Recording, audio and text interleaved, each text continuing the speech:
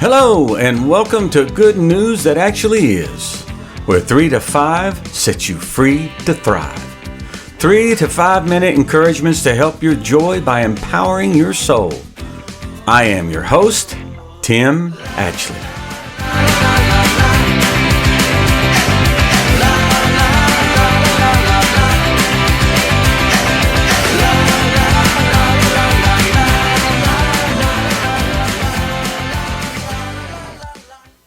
Paul is coming to these Corinthians.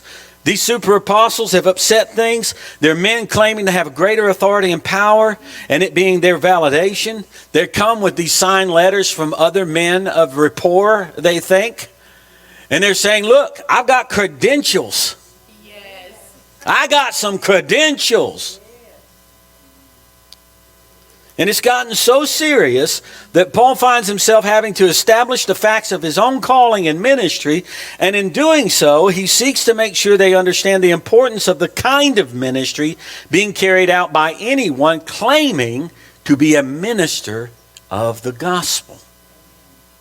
So let's see what he says about it. Are you ready? 2 Corinthians chapter 3, verse 1.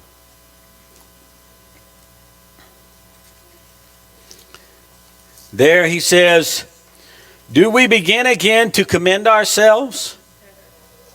Or do we need, as some others, epistles of commendation to you or letters of commendation from you? You are our epistle, written in our hearts, known and read by all men. Clearly, you are an epistle of Christ, ministered by us, written not with ink, but by the Spirit of the living God, not on tablets of stone, but on tablets of flesh, that is, of the heart. And we have such trust through Christ toward God. Not that we are sufficient of ourselves to think of anything as being from ourselves, but our sufficiency is from God, who also made us sufficient as ministers of what? The new covenant. Not of the letter, but of the Spirit. For the letter kills, but the Spirit gives life. But if the ministry of death, written and engraved on stones, was glorious, so that the children of Israel could not look steadily at the face of Moses because of the glory of his countenance, which glory, by the way, was passing away, how will the ministry of the Spirit not be more glorious? For if the ministry of condemnation had glory, the ministry of righteousness exceeds much more in glory. For even that, what was made glorious, had no glory in this respect, because of the glory that excels. For if what is passing away was glorious, what remains is much more glorious.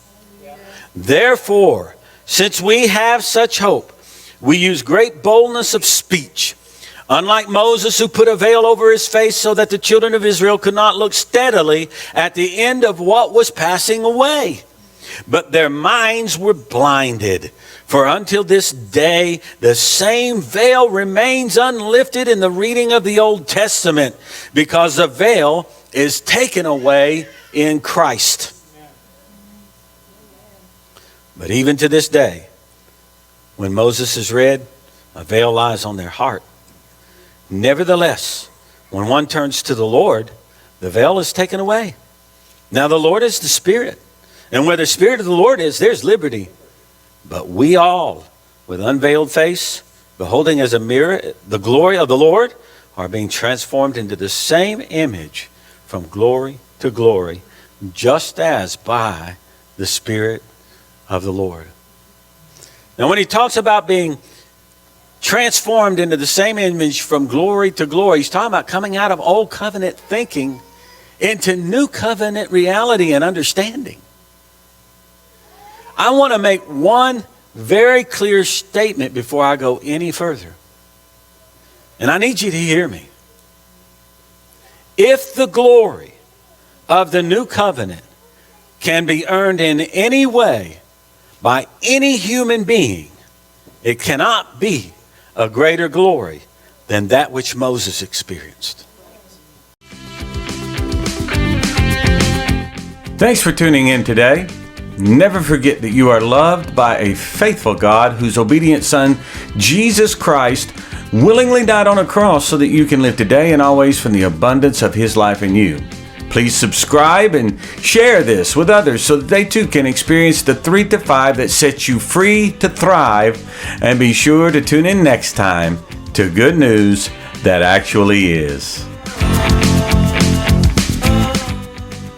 Please visit us at our website, goodnewsthatactuallyis.com.